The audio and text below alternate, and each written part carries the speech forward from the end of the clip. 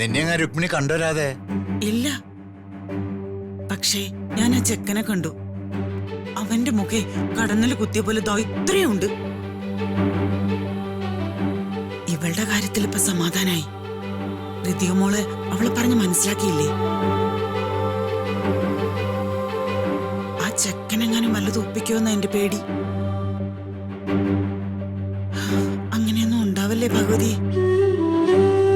ഒന്ന് പതുക്കെ പറയടി, അവള് കേൾക്കും.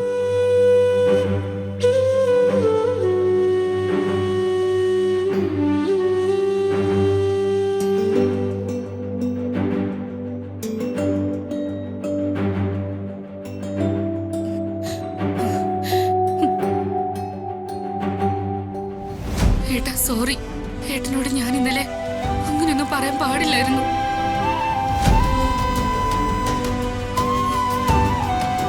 ദേഷ്യം വന്നപ്പോ ഞാൻ ഏട്ടനെ കുറ്റപ്പെടുത്തി, അതിര് വിട്ട് സംസാരിച്ചു. സോറി ഏട്ടാ, റിയലി സോറി. എന്താ മോളിത്? അതൊന്നും സാരമില്ല. മോള് സ്നേഹിച്ച ചെക്കന്റെ വിവാഹം ഇന്ന് നടക്കാൻ പോവാ. ഒന്നും നിനക്ക് വേണ്ടി ചെയ്യാനാവാത്തതിന്റെ വിഷമത്തിലാ ഞാൻ. മോൾ എന്നോടല്ല, ഞാൻ മോളോടാ ക്ഷമ ചോദിക്കണ്ട. നിസ്സഹായനായി ഈ ചേട്ടനോട് ക്ഷമിക്കും മോളെ. ഏട്ടനെ കൊണ്ട് സാധിച്ചു തരാൻ പറ്റുന്ന ആഗ്രഹങ്ങളൊക്കെ ഏട്ടൻ എനിക്ക് സാധിച്ചു തന്നിട്ടുണ്ട്. ഈ ആഗ്രഹം അതെനിക്ക് വിധിച്ചിട്ടില്ലെന്നോർത്ത് ഞാൻ സമാധാനിച്ചോളാം ഏട്ടാ. നിങ്ങളാരും എന്നെക്കുറിച്ച് ഓർത്ത് ടെൻഷൻ അടിക്കണ്ട. പ്രിയജി, എനിക്കൊരു ഗ്ലാസ് കോഫി തരാവോ? നല്ല തലവേദനയുണ്ട്. ആ കോഫി ഞാൻ എടുക്കാം മോളെ, വാ. രാജു, ഒന്നിങ്ങി വന്നേ.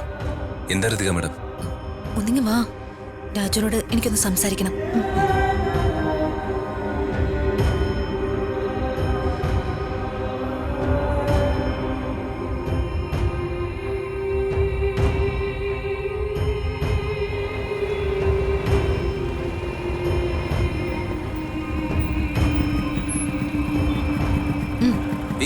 Madam madam madam, Ritika madam, നമ്മൾ എന്തിനാ ഇപ്പൊ ഇങ്ങോട്ട് വന്നത്?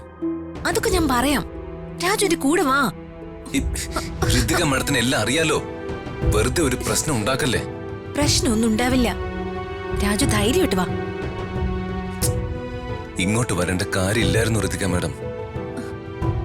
മാഡം വാ, നമുക്ക് തിരിച്ചു പോവാം. മാഡം ഇനി എന്തൊക്കെ പറഞ്ഞാലും എന്തൊക്കെ ചെയ്താലും രമ്യയുടെ അമ്മയുടെ മനസ്സ് മാറാൻ പോകുന്നില്ല. പിന്നെ എന്തിനാ വെറുതെ?